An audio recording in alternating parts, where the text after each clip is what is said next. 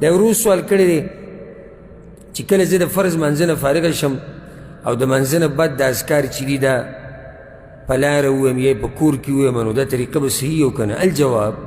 سنت طریقه دا ده چې منځه پسې چې کوم اذکار دي فرض منځه پسې دا به متصل په دې منځه پسې وي او په دې کې چې ډېر فصل را نه شي په منځ کې ډېر وخت به پکې نه راځي متصل په دې منځه پسې به یې وی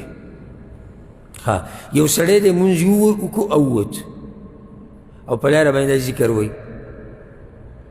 نو په منځه پسې وی که نه وی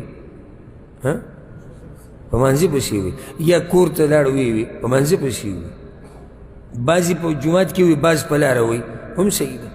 دا ټول جایز دي ها خو په جومات کې ویل غوره دي په جومات کې ویل غوره دي او که سړی په لاره وی کور کې هم جایز دي خو دا په منځه پسې متصل ویل پکار دي چې ډېر وخت پکې رانشي لکه حدیث کې دا راځي تسبحون وتکبرون وتحمدون دبر کل صلاة تاسو به سبحان الله وایئ الحمدلله به وایئ الله اکبر به وایئ درې دېرش پېرې درې دېرش پېرې درې دېرش پېرې دبر کل صلاة هر منځه پسې نو ډېر وخت به پکې نه راولي ښه که چېرته ډېر وخت پکې راغی فاصل پکې طویل راغی منځ کې لویه فاصله راغله نو بیا دته هغه ثواب نه میلاوي کم ثواب چې د دې ذکر دپاره خاص راغلی دی ها خو بیا هم پرېښودی نه دي پکار نو یو سړی به چې بیا یې څه فایده ده